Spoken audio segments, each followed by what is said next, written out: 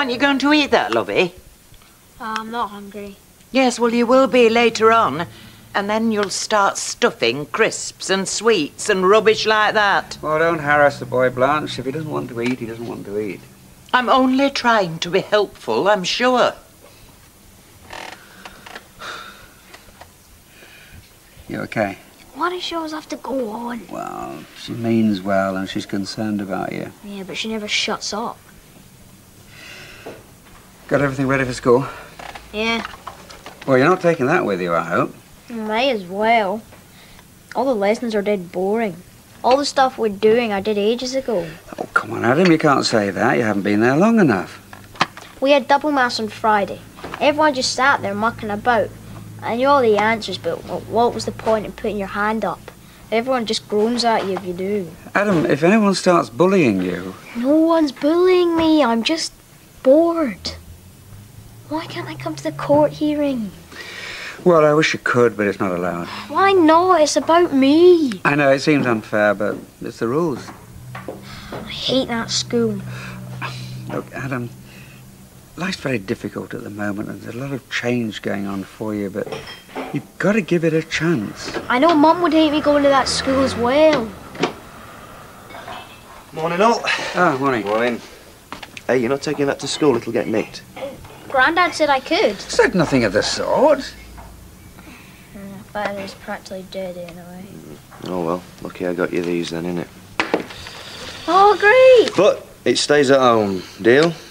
You just want to borrow it so you can listen to Eminem. Hey, he thinks he's got me sussed, you know. Right, get your coat, I'll walk you down there. Young lads, eh? Reckon I need a bit of practice. Oh, don't worry, Dad. You're doing all right. Right. Please attend the court. Here, Mike. Take the smell of booze away. They seem a little disorganised this morning, but we should be in soon. Well, look at the state of him. Court welfare officer. Wouldn't you think he'd wear a decent suit? Mr. Baldwin, I'm sure your interview with him didn't go as badly as you think. Probably worse. Ruddy's social workers, they're a breed apart. Now, calm down, Mike, and you behave yourself. Do you hear me? Hey, Barlow, how's it going? Where's Deirdre? Let you down again? Won't be a minute.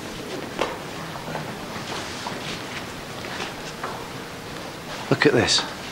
She's a piece of poison if I ever seen it. It's a terrible thing for a child to lose his mother in these circumstances.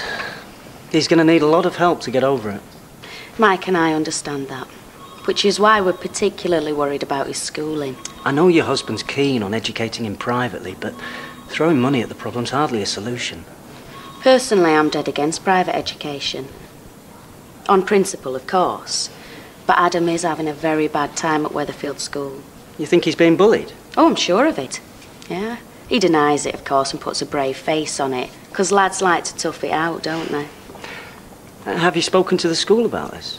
Well, we're trying. But it's not easy, considering Adam isn't even with us.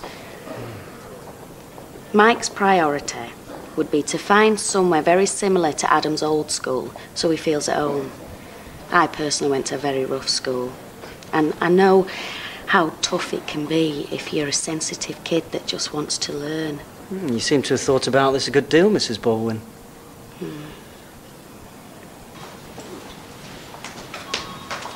I think they're just about ready for us now. Before you go in, can I just ask you both, for Adam's sake, is there no way we can come to an agreement? I'm a reasonable man. Anyone will tell you that. But Adam's my son. He belongs with me. What can I say? You've heard the so-called voice of reason. Ken. Hope I'm not late. Ah, Mrs. Barlow, your husband said you're ill. You wouldn't be able to make it. Yeah, well, I felt better, so I thought I'd... It's Mrs. Rashid, by the way, not Mrs. Barlow. We used to be married, got divorced, and we're back together again. Well, sort of. I thought I'd explained. You probably did. Modern families can be complicated. Well, thanks very much. I assumed you weren't coming. Now what's he gonna think? Right, good luck.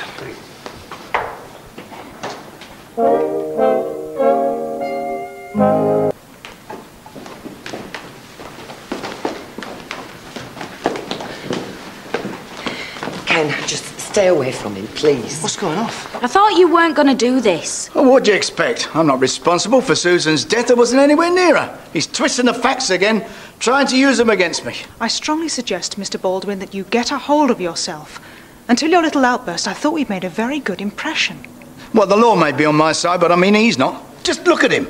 Social worker, school teachers are all the same. Sanctimonious hypocrites, if you ask me. Listen to him.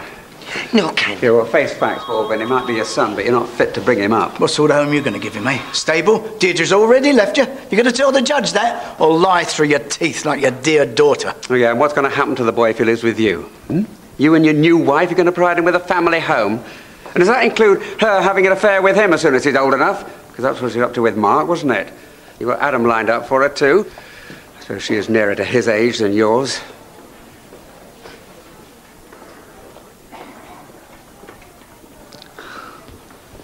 Nice one, Barlow. What are you doing here, eh? You're supposed to be at school. I want to be here. I want to know what's going on. If it's about me, why can't I? Lad's got a point. I don't understand. Why do you hate each other so much? Well, we don't hate each other, really. We just disagree about a lot of things. You see, the truth is, Adam, we're both very different people with a different outlook on life. Well, that's something we can agree on. Mr. Bowden said I should say what I want. But when I talked to him, I got mixed up. Maybe I said the wrong things. Oh, Adam, whatever you said, it wouldn't have been the wrong thing. And no one's going to be angry with you if you just say what you feel. Are you sure? Certainly not. Now, there's two things that we agree about. Why don't you come with me? We'll get you a nice drink, and then we can have another chat, eh? You can tell me a bit more what you're worried about. Yeah, okay. I don't know. If you ask me, you and your heads banging together, the pair of you. I wouldn't disagree with that. I meant to say, thanks for coming.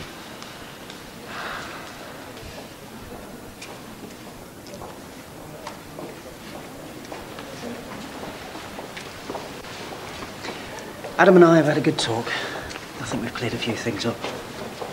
Right, so you can go and wait with your uncle?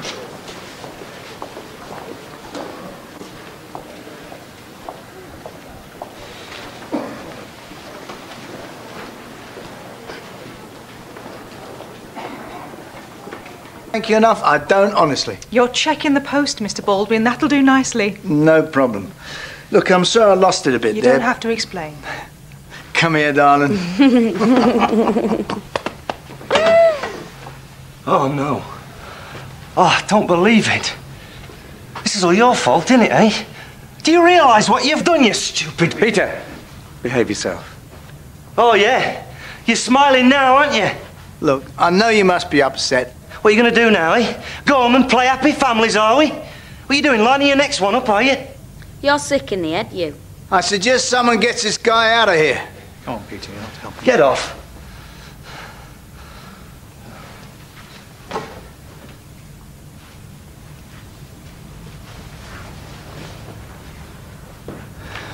I know how you must feel.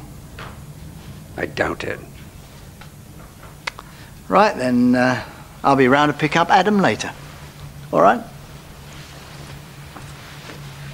Oh, Ken. I am so sorry. Can't believe it. I know. It's come as a bit of a shock to us as well. At least we found out the lad's light-fingered sooner rather than later. Come on, Mother. OK, if Adam stole from you, that's clearly wrong, but it was only because he was so desperate to get to the court and make his feelings known. Feelings that you shared. Yes. All right, I thought the lad should be with his father. But I must admit I've got my doubts about abandoning any kid to the tender mercies of Linda. Oh, she was enjoying every minute of it, that one. Could tell by that smirk on her face. Well, at least we don't have to move to Glasgow now. You're not just going to give up, are you, Dad? We can't. Susan would want us to fight. Yeah, I agree. But I don't know how practical that is. I'll have to talk to the solicitor. I still can't believe he told that court welfare bloke he wanted to live with Baldwin. The bloke who's responsible for his mother's death. Yeah, which he knows nothing about, and nor should he. Oh, how are you getting on? Managing to sort your stuff out? Yeah. I'm gonna go for a pint.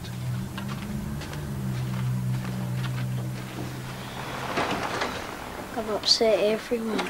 Oh, love, you haven't. Of course you haven't. Come on, I'll help you pack the rest of your things.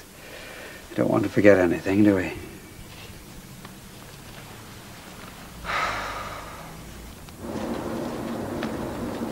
Hiya, love. You can sit in the front if you like. Go. Hi, Adam. Hi. All right. Now listen, Barlow, for the sake of the boy, why don't we bury the hatchet? Preferably not in each other's heads. What'd you say? Don't make the mistake of thinking this is over. I'm not abandoning that boy to you. Not now, not ever. Suit yourself. I was just trying to make it easy for you.